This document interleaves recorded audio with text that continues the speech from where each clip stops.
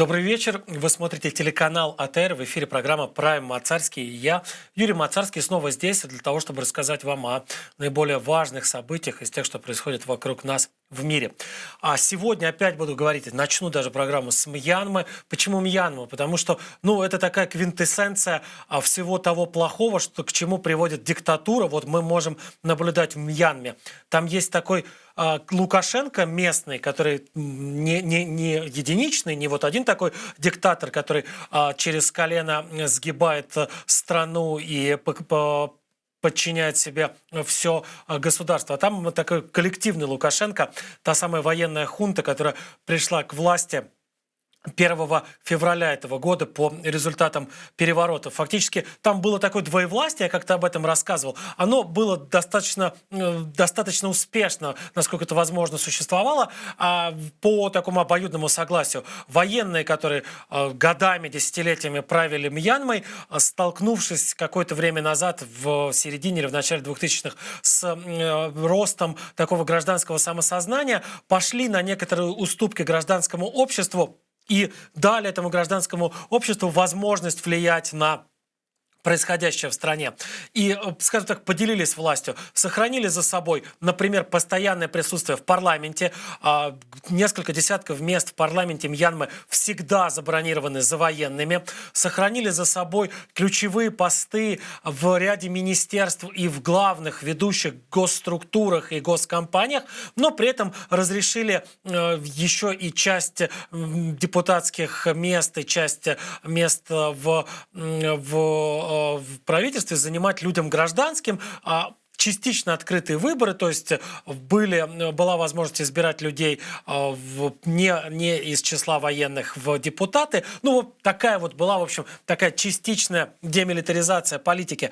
Во всю эту демилитаризацию военные прекратили играть в феврале этого года. Вот около года уже там только военная хунта у власти. То, что вы сейчас видите на экранах, это не хунта. Это не те самые ребята, которые захватили власть и теперь пытаются подчинить себе всю страну. Это силы сопротивления хунте, это те люди, которые не согласились с захватом власти военными в стране, те люди, которые ушли, что называется, в леса. Мьянма в этом плане выгодно отличается от Беларуси. В Беларуси очень тяжело уходить в леса, возможно, теоретически возможно, но очень тяжело из-за климата, из-за холодов, и поэтому, наверное, такого реального партизанского движения антилукашенковского не возникло. В Мьянме все-таки тропический климат, в Мьянме есть возможность скрыться где-то в джунглях, в отдаленных деревнях или в селах, пересидеть и оттуда организовывать рейды, оттуда организовывать налеты на военные базы или на какие-то другие объекты вот этой вот самой хунты. Кстати, вот то, что вы видите сейчас на экране, это что называется, учение. Это учение тех людей, которые готовятся или уже противостоят хунте в той, там уже настоящая гражданская война в Мьянме началась. Откуда вооружение? Откуда инструкторы, которые учат людей этим самым оружием пользоваться?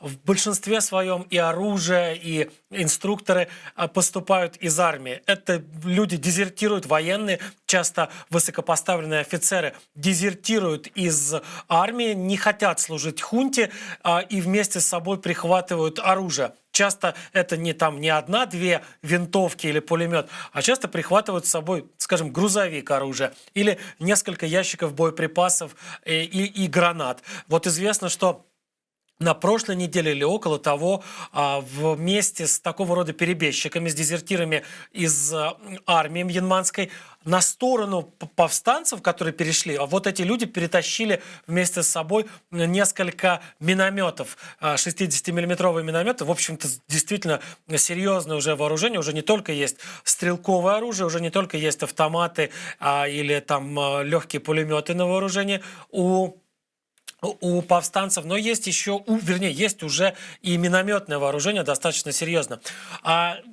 Понятно, что хунта не сидит сложа руки, понятно, что хунта не ждет, когда все это оружие будет использовано, и люди научатся его использовать для того, чтобы наносить удары по этой самой хунте. Хунта, в принципе-то, буквально ежедневно устраивает какие-то акции устрашения, устраивает какие-то операции, направленные на то, чтобы сломить сопротивление. И было известно еще на прошлой неделе о том, что как раз в ходе одной из таких операций было сожжено несколько деревень, как раз тех отдаленных деревень, где-то в джунглях, где-то в труднодоступных местах, куда обычно и уходят повстанцы. Все равно находят, прилетают на вертолетах или сбрасывают с самолетов какие-то, значит, зажигательные вещества. Известно, что вот несколько деревень было сожжено на прошлой неделе, и в огне или от огня огнестрельного было убито по меньшей мере 13 человек. Это вот только на прошлой неделе. На этой неделе тоже есть уже сообщения о похожих расправах над мирными жителями и партизанами. Мирные жители платят своей жизни за то, что помогают сопротивлению. Собственно, хунта совершенно не делает разницы между вооруженным противником и безоружным человеком, который просто помогает партизанам, и тех и других уничтожают или сжигают, или расстреливают. Плюс ко всему, хунта время от времени вот эти вот места, где, вот то, что вы видели сейчас на экранах, места, где проводятся такого рода учения, или места, где складируются боеприпасы, складируются вооружения, где дислоцируется техника повстанцев, хунта их обнаруживает время от времени с помощью каких-нибудь предателей, с помощью разведки. Кстати, не исключаю, что помогают в этом какие-нибудь безобразные союзники этой хунты. Хунта мировыми правительствами не очень сильно признается. Но вот, например, Москва, кремлевская хунта, хунту мьянманскую просто обожает. У них там совместные проекты, оружие поставляют. И какие-то заводы по ремонту техники Москва содержит в Мьянме. Не исключаю, что она помогает Москва с помощью каких-то своих спутниковых технологий находить вот эти вот самые лагеря подготовки повстанцев, лагеря снабжения повстанцев, какие-то те места, где повстанцы могут пересидеть, отдохнуть, перевязать раны и продолжить свою борьбу. И вот известно, что на севере Мьянмы на прошлой неделе или в начале этой недели как раз представители армейской хунты попытались одну из таких баз уничтожить, захватить и собственно, среди ночи врасплох на нее накинулись с нескольких сторон. Не до конца непонятно, чем закончилось это противостояние по той простой причине, что там не было вот сторонних независимых наблюдателей. Но судя по тому, что официальные вот эти вот источники информации мьянманского правительства, вот этой самой хунты, ничего не сообщают о каких-то серьезных успехах, то, наверное, операция своей поставленной задачи не выполнила, не была захвачена эта самая база, и сколько-нибудь серьезных потерь повстанцы не понесли. Сами повстанцы, и тут важно отметить, что у них есть уже информационное агентство, они ведут. Вот вы видели эти съемки, это вот сделано на достаточно качественном уровне, то есть у них есть люди, которые занимаются не только там подготовкой бойцов, не только там планированием каких-то спецопераций. У них есть люди, которые занимаются еще вот такой пропагандистской, в хорошем смысле этого слова, работой. И эти люди ведут страницы в соцсетях, эти люди снимают видео, эти люди снимают качественные фото, делают плакаты и, кроме того, еще докладывают в соцсетях или через свои информационные агентства о той борьбе, которую ведут силы сопротивления хунте. И вот они сообщили о том, что по меньшей мере 100 бойцов армии хунты, они погибли при неудачной попытке штурма и обещают продолжить сопротивление, обещают, что эти 100 бойцов не будут последними. Кстати, Не очень понятно, что там сейчас у хунты с деньгами. Есть действительно у них были большие проблемы после того, как произошел переворот. Огромное количество иностранных компаний поспешило вывести свои деньги из Мьянмы. Не захотели они никак ассоциироваться с теми ребятами, которые такого рода истории проворачивают. В итоге и японцы, и австралийцы, и масса других стран повыводили свои деньги, и не исключено, что у хунты действительно нет сейчас достаточного количества денег для того, чтобы покупать лояльность собственных силовиков и собственных военных. И, вероятно, вот это вот отсутствие денег тоже может каким-то образом сказаться на настроениях людей в армии. Эти люди скорее пойдут служить в силы сопротивления, скорее перейдут на сторону партизан и будут воевать против своих недавних командиров. А вот у сил сопротивления все, вопреки, в общем-то, таким представлениям о партизанщине, все более-менее нормально с финансированием, все более-менее нормально с деньгами. Откуда они берут деньги? Дело в том, что из Мьянмы, вернее, десятилетиями бежали диссиденты, десятилетиями люди вынуждены были бросать родину и перебираться в другие страны, в первую очередь в Таиланд или в Индию, то есть в какие-то страны более-менее либо прямо соседние с Мьянмой, либо какие-то вот там же в регионе в Южной Азии, соседние страны перебираться. Там эти люди осели, там они уже давным-давно себя чувствуют более-менее спокойно. И сейчас и с их помощью, с помощью бывших жителей Мьянмы организован сбор средств.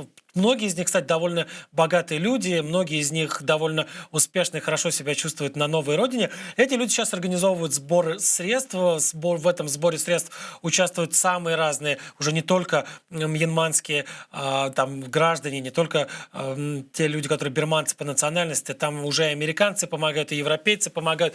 Эти средства аккумулируются на каких-то счетах, и для того, чтобы, кстати, максимально запутать вот этим вот мьянманским хакерам или их там российским помощникам пути, для того, чтобы не дать возможности обрубить эти пути финансирования, вот эти партизаны прекрасно освоили криптовалюту и уже научились с помощью этой криптовалюты расплачиваться за поставки, ну вот, например, продовольствия, за поставки медикаментов, в том числе и с иностранными какими-то посредниками. То есть вполне себе, несмотря на то, что вот это реально такая партизанщина в джунглях, да, люди часто отрезаны, там даже вот физически где-то далеко находятся, особенно сейчас не самый лучший сезон, там оползни, дожди и тому подобное, они действительно могут быть физически отрезаны от остальной Мьянмы, но при этом с помощью средств связи современных, с помощью каких-то спутниковых телефонов, с помощью спутниковых модемов, они могут продолжать совершать финансовые операции, и после того, как физическая связь будет налажена с другими регионами или за границей, смогут вновь получать все, что они захотят, все, что им нужно. То есть вот таким образом, да, вот такие буквально там из середины 20 века или из начала 20 века партизаны, освоившие современные технологии, вот такая встреча поколений происходит прямо сейчас в Мьянме. Но там действительно события развиваются все по одному из самых худших сценариев.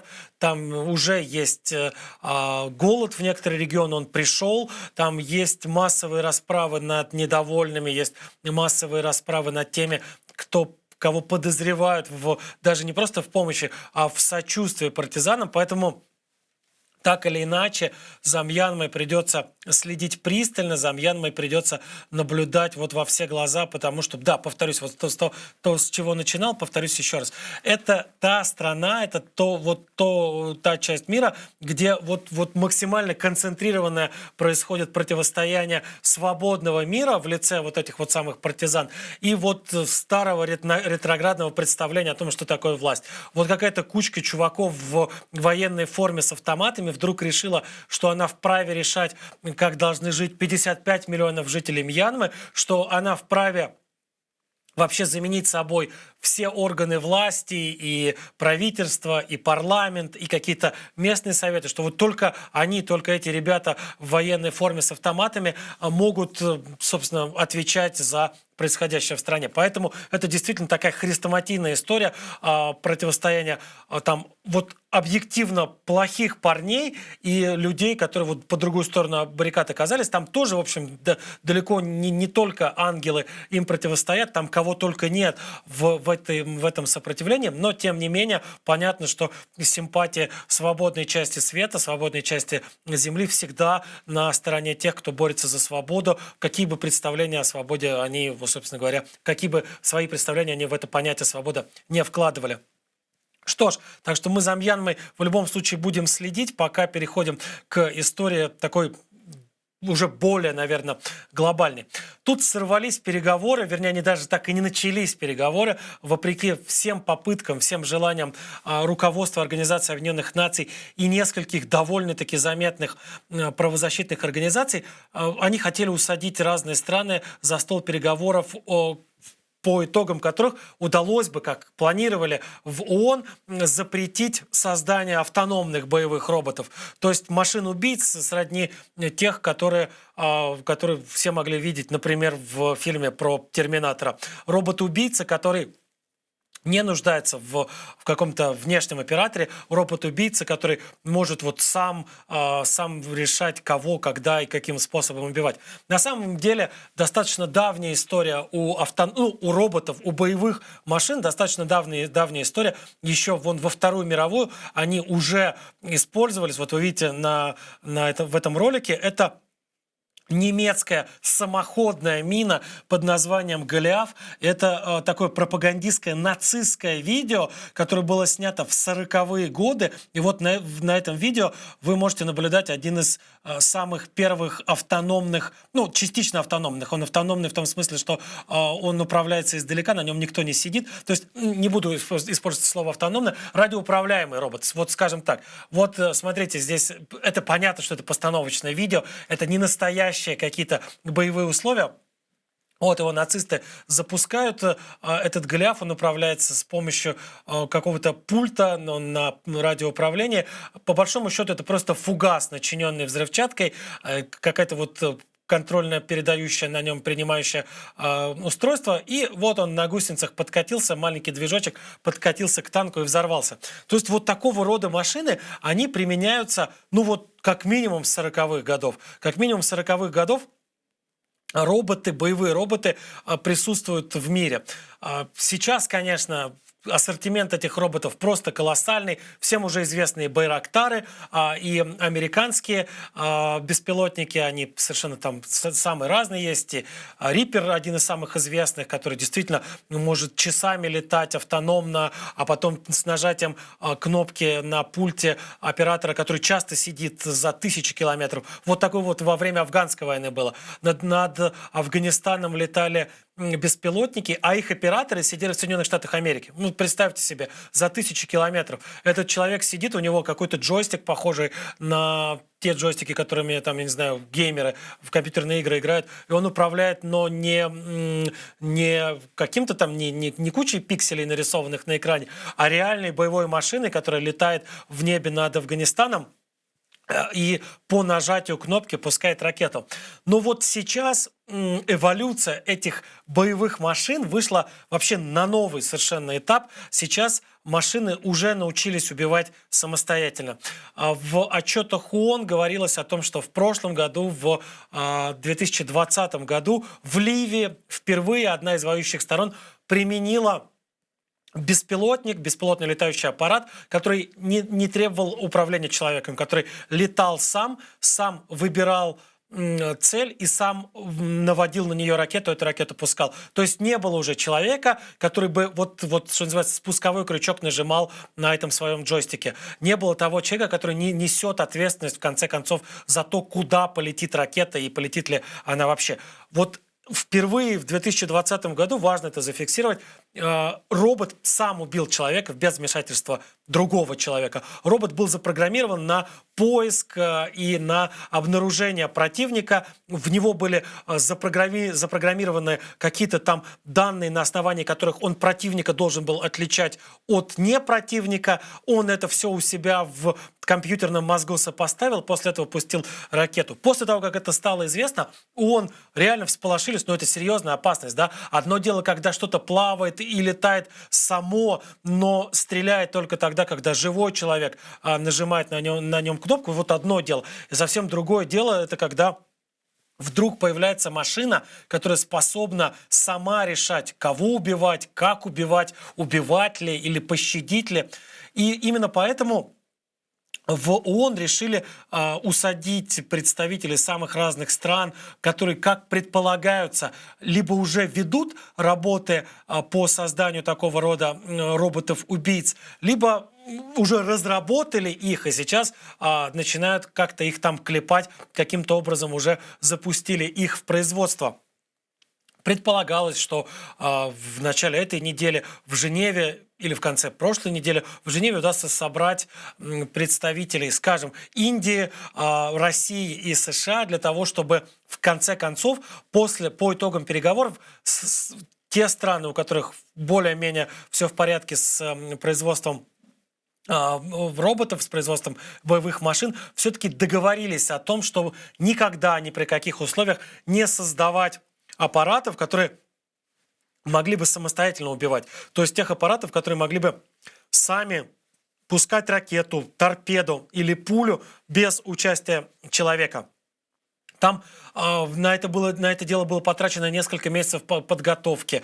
Участвовали самые разные правительства, участвовали самые разные какие-то неправительственные благотворительные организации, правозащитные организации, пытаясь усадить россиян, американцев, индийцев и представителей ряда других стран за один общий стол, для того, чтобы они в конце концов договорились и решили бы, все, война – это в любом случае дело людей. Даже если в этой войне принимают участие роботы, эти роботы все равно должны управляться человеком, потому что иначе, да, нас может ожидать вот примерно то, что было показано в фильме «Терминатор», когда значит, роботы сами решают, сами ведут войну. Им вообще плевать, они в какой-то момент выходят, так, по крайней мере, в фильме было, выходят из-под контроля человека и начинают уже свою войну без оглядки на то, что хочет или что не хочет их создатель, что хочет или что не хочет человек.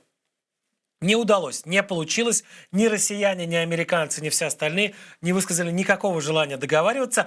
И по большому счету это, в общем-то, достаточно тревожный звоночек. Это значит, что вот эти вот опасения насчет того, что роботы, воюющие самостоятельно, уже существуют, эти опасения, судя по всему, не напрасные. И, судя по всему, у нескольких стран в мире уже есть такие роботы, уже есть те самые железяки, которые способны самостоятельно принимать решения, способны, по крайней мере, в рамках поля боя мыслить самостоятельно, без оглядки на тех, кто нажимает какие-то кнопки. Это достаточно плохая новость. Достаточно плохая новость заключается в том, что, во-первых, в том, что действительно такие роботы, судя по всему, уже есть. И еще более плохая новость заключается в том, что никто не хочет ограничивать. То есть те государства, которые, в принципе, могли бы их как-то ограничить, никто не хочет из этих государств заниматься накладыванием каких-то ограничений на создание, производство и модернизацию такого роботов, то есть такого вида роботов. То есть нас, судя по всему, в ближайшем времени ждет появление каких-то вот этих вот кошмарных полчищ армий настоящих из железных воинов, которые там не испытывают ни жалости, ни стыда, не бегают в самоволку, не хотят ни есть, ни пить, не требуют ни повышения зарплаты, ни улучшения условий собственного какого-то там, значит, несения собственной службы. Да, похоже, всерьез и надолго меняется вообще облик и современных войн, и современных армий, хотя, правда, еще не все потеряно. Может быть, сейчас не получилось у ООН, но пока еще есть какое-то время в запасе, может быть, удастся еще усадить всех этих людей, ответственных за будущее человечества, каким-то образом можно будет их вернуть к какому-то здравому смыслу. Хотя, ну вот, насчет россиян, если честно, я не совсем уверен, вернее, скажем так, уверенности вообще никакой нет. Что ж, это вот про воинов будущего, про воинов настоящего несколько слов. Я уже рассказывал в одной из прошлых программ о том, что в Ираке, а вслед за иракскими чиновниками еще и в Пентагоне, заявили о том, что участие международной коалиции во главе с США в войне против ИГИЛ закончено. То есть еще вроде бы как в 2017 году в Ираке прекратились все военные операции против ИГИЛ.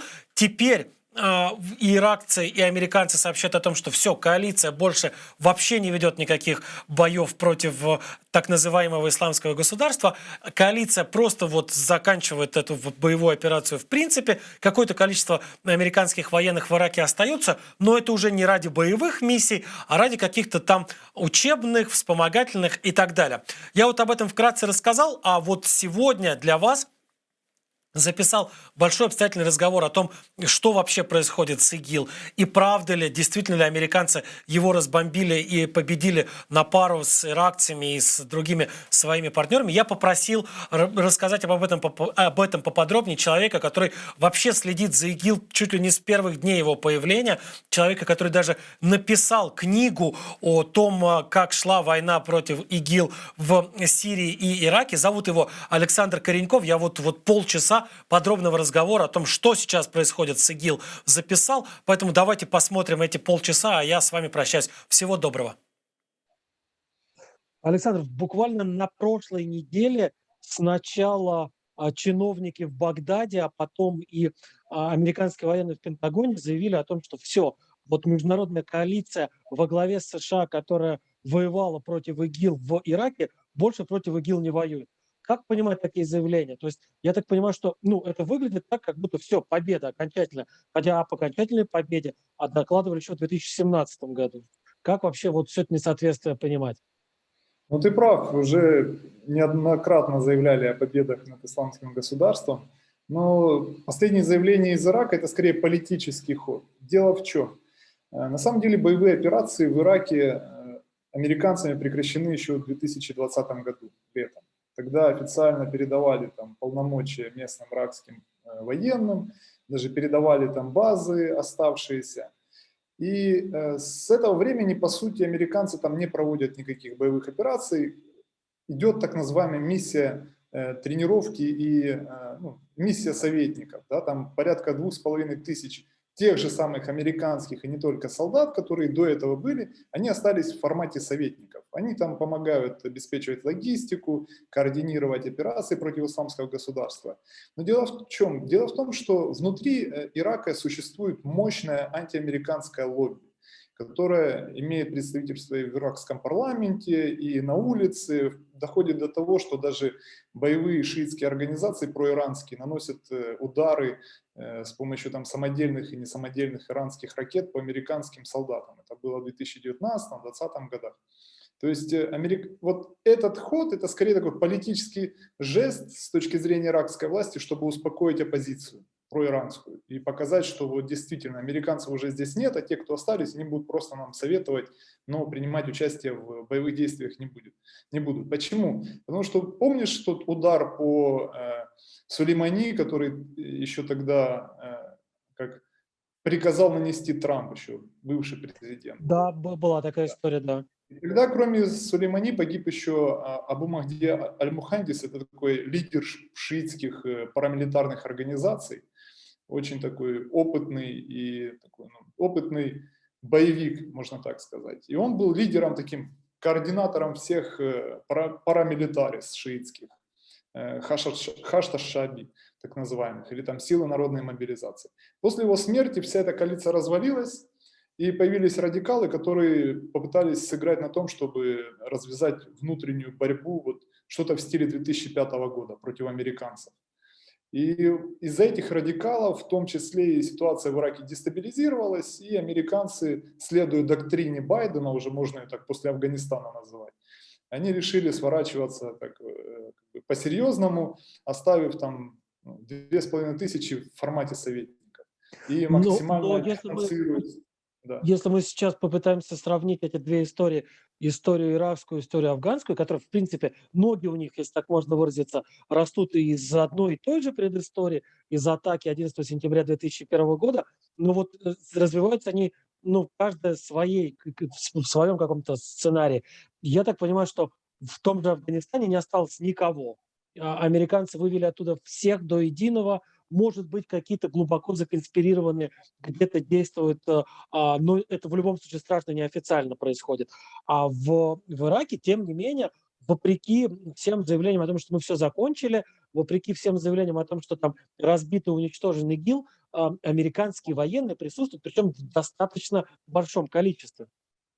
Да, ты прав. В Афганистане там сейчас из иностранцев только катарцы и турки, кажется, в аэропорту Кабула, которые обеспечивают там безопасность. Все остальное подконтрольно талибам и не только талибам. Но да, знаешь, ситуация в Ираке это та, которую бы американцы, наверное, хотели видеть в Афганистане, если бы все получилось по плану. Да, когда они официально вышли, прекратили боевые операции, но остался какой-то контингент. Помнишь, они же тогда еще в Афганистане договаривались до последнего оставить там то 400, то 600 человек. То есть вот в Ираке получается так, как они хотели бы сделать в Афганистане. Потому что в Ираке все-таки есть такое центральное правительство, которое как-никак контролирует ситуацию, и в Ираке все-таки воюет в основном не против иракского правительства или против Хашд-аш-Шааби, а против исламского государства. В то время как в Афганистане исламское государство это сейчас пока что второстепенный противник. Да, вот если так, они не настолько сильны, как в Ираке, хотя они набирают обороты.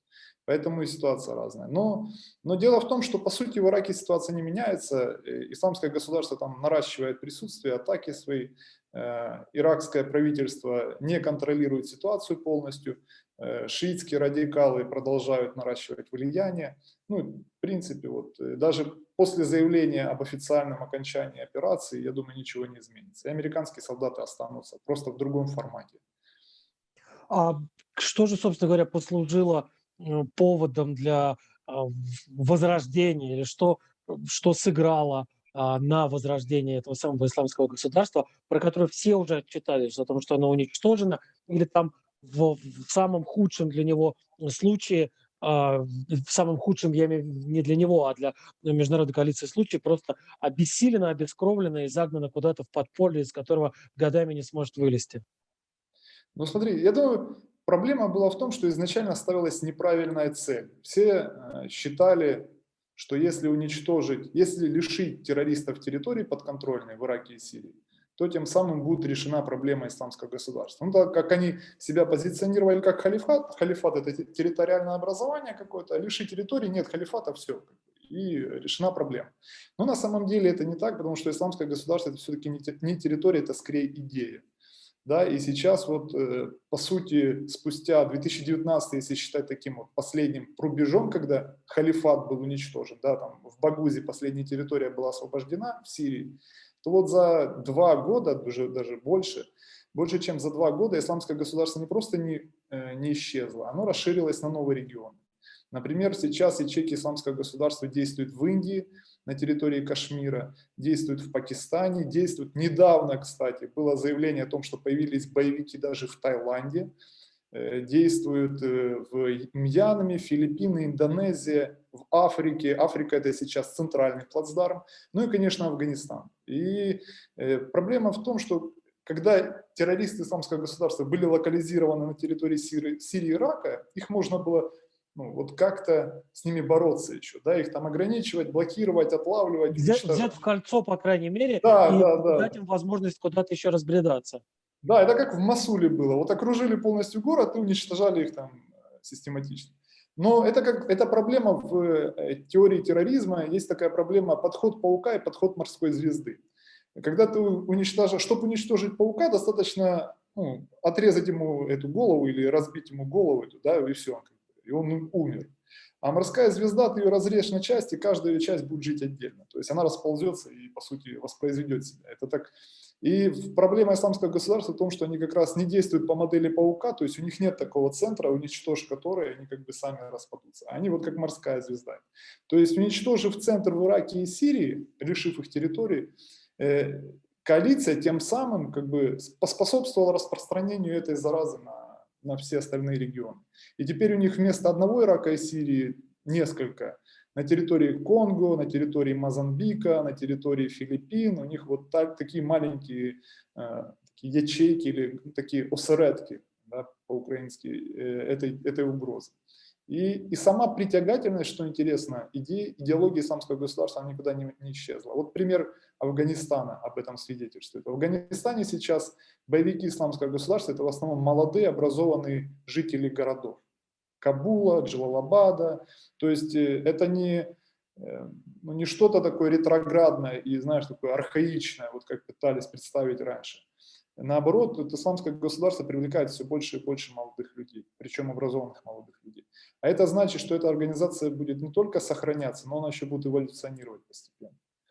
Какие у них, собственно, отношения складываются в Афганистане с другими местными игроками?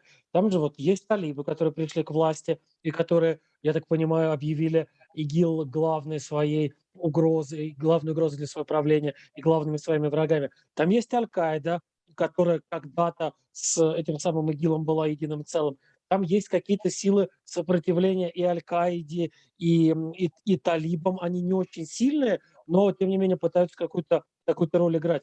Кто-то в этом странном клубке может выступить заодно с ИГИЛом? Или ИГИЛ всегда сам по себе, ни с кем даже каких-то ситуативных союзов никогда не заключает? Нет, ИГИЛ как идеология и как организация, скорее как идеология, она притягательна своей бескомпромиссностью. То есть тем самым в Афганистане ИГИЛ ни с кем не мирится, дружить не собирается, и у них там джихад на всех фронтах. С другой стороны, ИГИЛ привлекает те группы населения в Афганистане, которые обижены на талибов. Это не только бывшие военные афганской национальной армии, которые, как сообщают, в том числе американцы, чуть ли не массово записываются в исламское государство, чтобы отомстить талибам и как-то сохранить себя, потому что талибы, пообещав амнистию, на самом деле начали потихонечку изничтожать всех, кто потенциально может сопротивляться их власти, в том числе, в первую очередь, военных. Это еще те фракции, которые внутри талибов сами обижены новым режимом, например, этнические группы узбеков и таджиков, которые преимущественно проживают на севере Афганистана. Это в том числе и молодые талибы, пуштуны, которые хотят продолжения джихада, а старики из руководства Талибана пытаются получить легитимность и пытаются договориться со всем. От Ирана до Китая, от России там, даже до США через посредников. То есть есть несколько групп, которые питают исламское государство в Афганистане. И вот сама идея исламского государства, вот эта бескомпромиссность, она притягательна для многих. И нужно дать должное, исламское государство системно и очень эффективно реализовывает свою прошлую стратегию. То есть что они делают в Афганистане? Как и в Ираке, они атакуют меньшинство. Например, хазарейцев, шиитов. Вот они выбрали для себя такую жертву, которая не может себя защитить, и атака на которую максимально дестабилизирует всю ситуацию в стране. Они атакуют меньшинство шиитов, хазарейцев. Талибы пытаются защитить хазарейцев, тем самым провоцируя радикалов в своих рядах, которые тоже антишиитски настроены, на то, чтобы переходить на сторону исламского государства. Это заставляет самих шиитов объединяться и самоорганизовываться, это порождает такой хаос, как и в Ираке в начале 2000-х годов. Поэтому это очень эффективная стратегия, она работает. Она работает в Африке, она работает в Афганистане. И это как бы помогает исламскому государству не только там выживать, но и наращивать присутствие, потому что они сейчас атакуют как на севере в Кундузе, так и на юге в Кандагаре, в Кабуле, в Парване, там, в Джалалабаде, в Нангархаре, то есть в Кунаре, чуть ли не по всей стране. Даже в Герате заявляли, это на границе с Ираном, о том, что там чуть ли не целая ячейка талибов перешла под власть исламского государства. И в чем еще особенность Афганистана?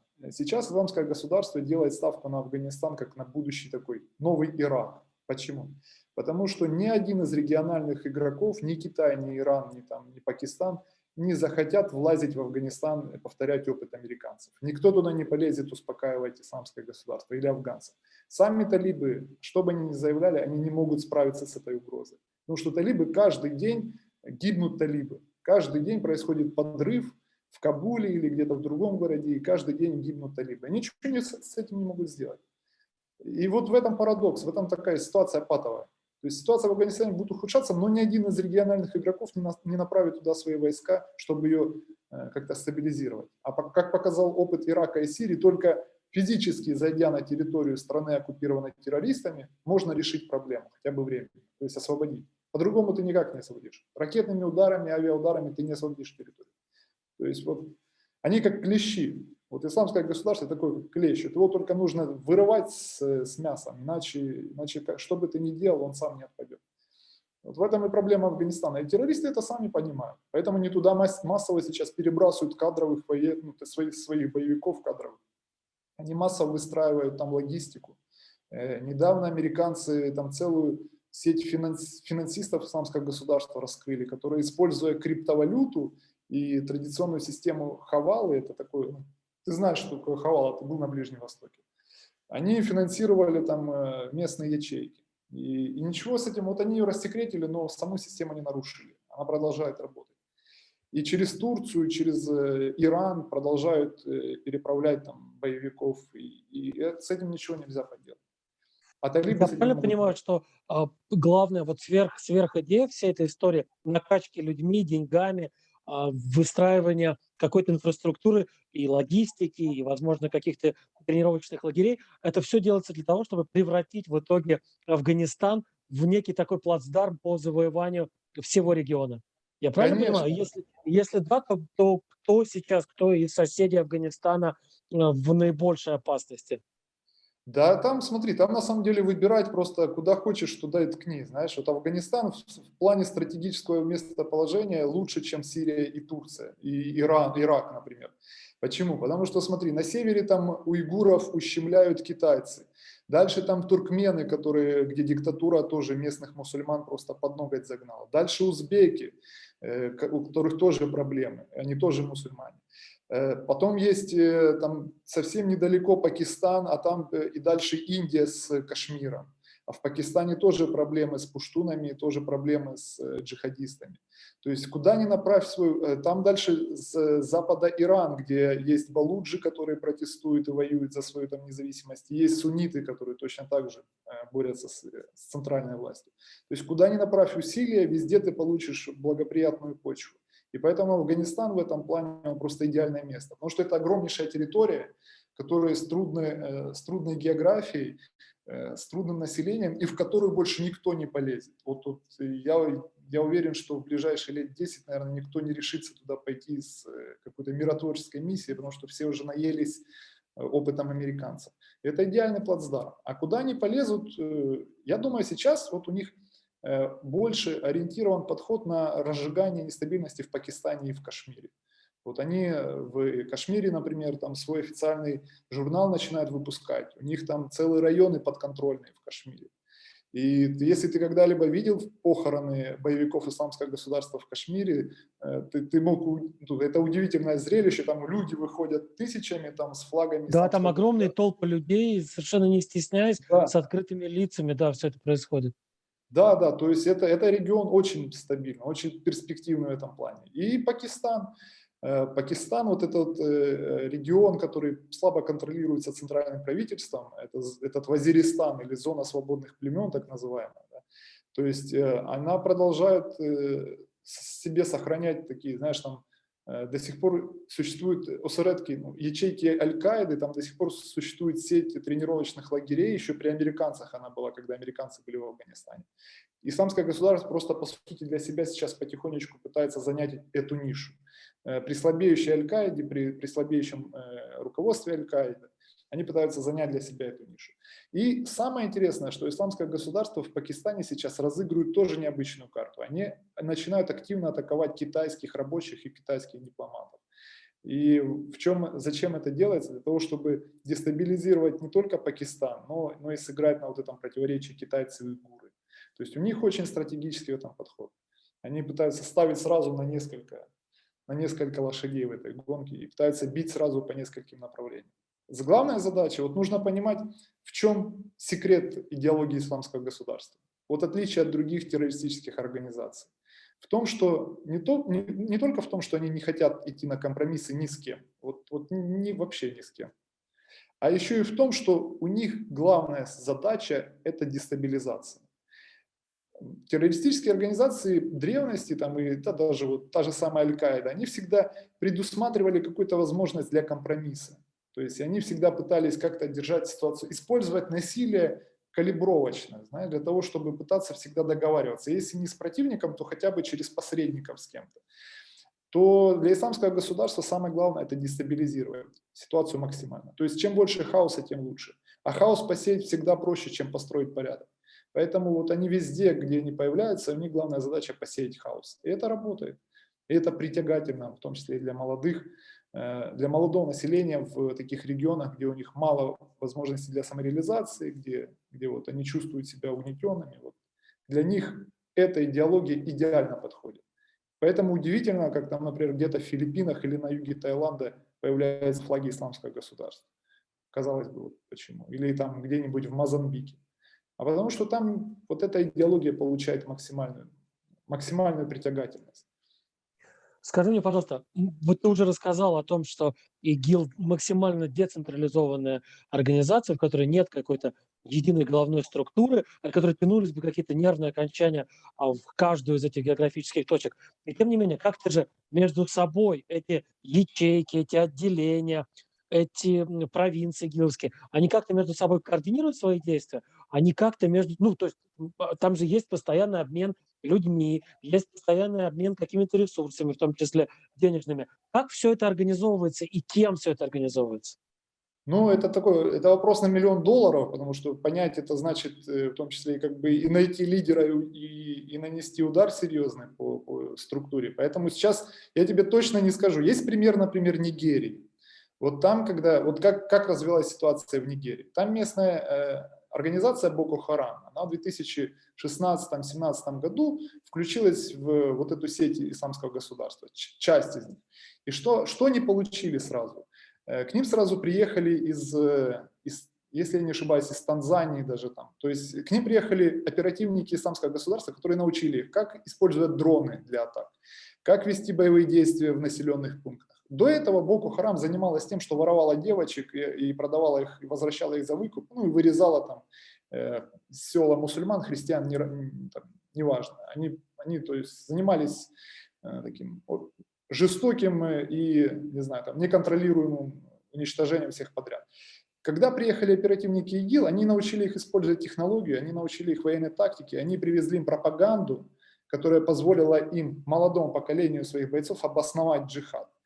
То есть они они распространяют методологию. Вот на чем основана координация вот этих ячеек исламского государства?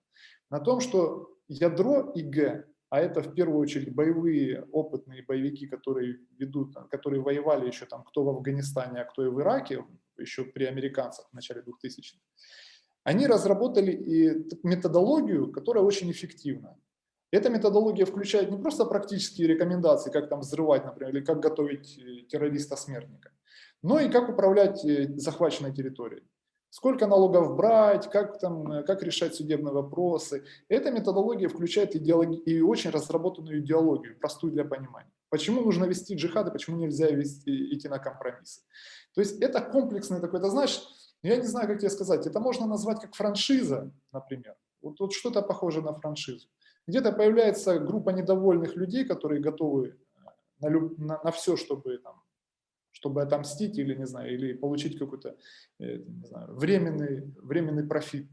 И эта группа подключается к общей сети, и вместо группы недовольных она превращается в хорошо организованную террористическую группу, у которой появляется финансирование, пускай небольшое, но главное там не столько центральное финансирование, которые научат, как получать деньги из местных источников, которые научат, как готовить взрывчатку, которые расскажут, где найти добровольцев, как их вербовать, которые помогут с контрабандой. Понимаешь, это действительно как франшиза.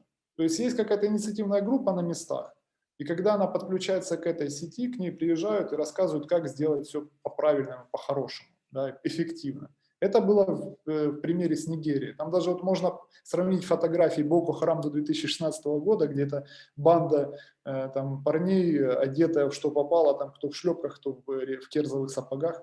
И Боко Харам уже исламское государство 2018 года, где это парни в единой форме, с дорогим оружием, с качественным видео, с продуманной пропагандой. Вот что предлагает исламское государство.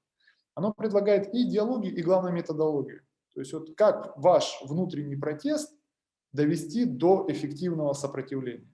Вот это, знаешь, это товар, который в современном мире очень пользуется большим спросом. Куча... Я Да, хочу да. теперь разобраться вот с чем. Смотри, там тысячи человек из самых разных стран, самого разного происхождения, самых разных культур, самым вообще разным бэкграундом, каким только можно придумать. Мы помним истории с теми же самыми маджахедами в Афганистане, которые, в принципе-то, в основном были из одной и той же культуры. А даже если они были разные, там отличались этнически, они все равно выросли в одном и том же Афганистане, примерно в одних и тех же условиях. Они умудрились рассориться друг с другом и создать кучу самых разных групп, и эти группы даже в какой-то момент воевали друг против друга. От Аль-Каиды время от времени откалывались то одни группы, то другие, и тоже какая-то часть из этих групп с бывшей своей материнской организацией вступала в войну. Что-нибудь похожее, фракционность какая-то, какая-нибудь там борьба разных методов, разных идеологий внутри ИГИЛа присутствует, или это такая огромная монолитная структура, в которой никто не задает вопросов, в которой никто не ставит под сомнение догмы, которыми сама организация руководствуется. Если это так, если это действительно такой монолит, то за счет чего этот монолит стал таким? Не, на самом деле там есть фракции. Там есть фракции, ну, условно, таких умеренных игиловцев, или неправильно игилов, умеренных ИГшников, боевиков исламского государства, и очень радикальных. И, например, прошлый лидер исламского государства Абу Бакр аль-Багдади считался умеренным, потому что там ему пришлось казнить нескольких своих судей. Шариатский судья в структуре – это человек, который очень важен. Это человек, который вообще решает, что правильно, что нет.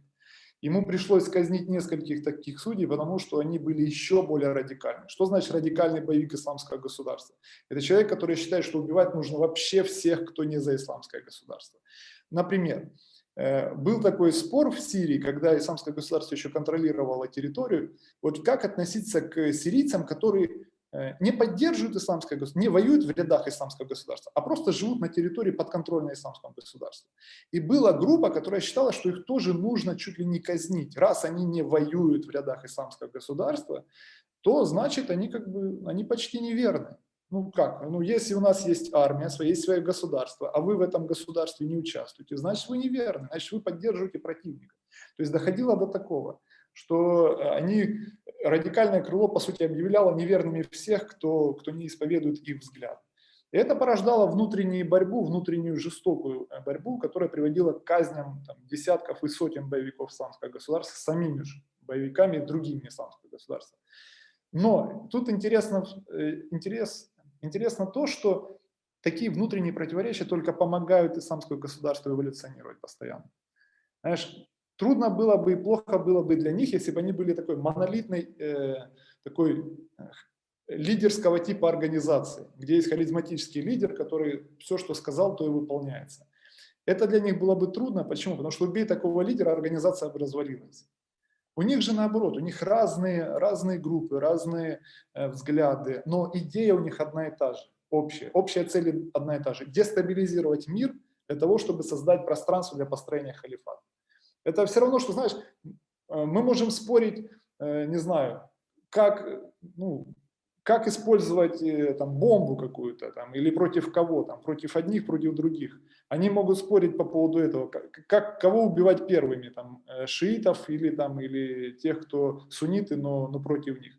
Но цель у них одна и та же, их всех объединяет одна и та же цель – убивать, для того, чтобы дестабилизировать. Кого, они могут спорить по этому поводу, а то, что им нужно убивать и дестабилизировать мир, в этом они все едины. Тут у них споров нет.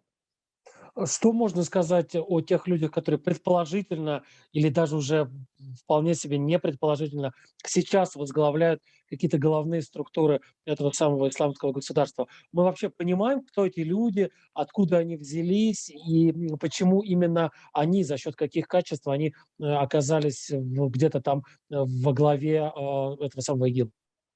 Да, да, сейчас даже известно имя этого лидера, теперешнего халифа. Но на самом деле, по сути, знаешь, в новой структуре исламского государства он играет незначительную роль. Хотя это мое мнение. Возможно, я ошибаюсь. Возможно, действительно, он как бы он для них более идейный лидер. Почему? Потому что, во-первых, никто не знает, жив он до сих пор или нет. Это первое. Во-вторых, никто не знает, где он находится. Да. Есть предположение, что он либо в Сирии, либо в Афганистане, тоже, опять же, либо в Ираке прячется. И в-третьих, для группы, например, боевиков где-нибудь в Мозамбике, вообще само существование этого халифа, оно как бы оно в оперативном плане не играет большой роли.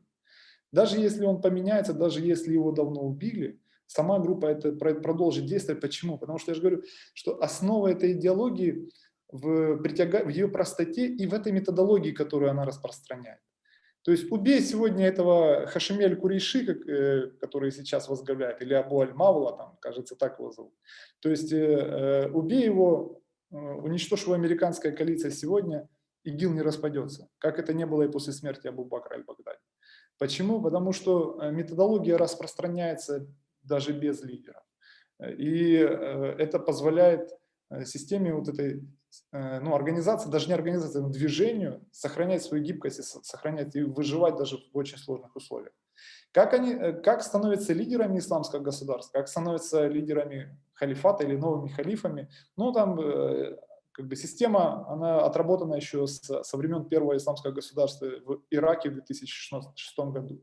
То есть туда выбираются самые радикальные, самые опытные и самые компромиссные в плане самой организации. То есть тот, кто воевал, тот, кто имеет какой-то идеологический опыт и авторитет среди боевиков. То есть будущим лидером исламского государства может быть будь кто угодно на самом деле. Хотя, слушай, я здесь, конечно, упрощаю, потому что все-таки есть обязательные условия, например, принадлежность к потомкам пророка Мухаммада, то есть прямая там, принадлежность к потомкам пророка Мухаммада. Еще обязательное условие все-таки быть иракцем. Вот, кстати, это удивительно, но все лидеры до сих пор это выходцы из Ирака, несмотря на то, что сама организация глобальная. Да, но это может поменяться, я же говорю, что методология, здесь главное не лидер, здесь главное идея и методология, которую они распространяют. И об этом сами террористы пишут постоянно. О том, что они не организация, которая цепляется за территорию, и не организация, которая цепляется за человека. Они организация, которая распространяет, как они называют, манхадж, или методологию пророка. Вот они считают, что так действовал пророк Мухаммад в 7 веке нашей эры. Вот именно по такой методологии. И они просто ее продолжают, поэтому они будут это делать, даже если у них не будет лидера.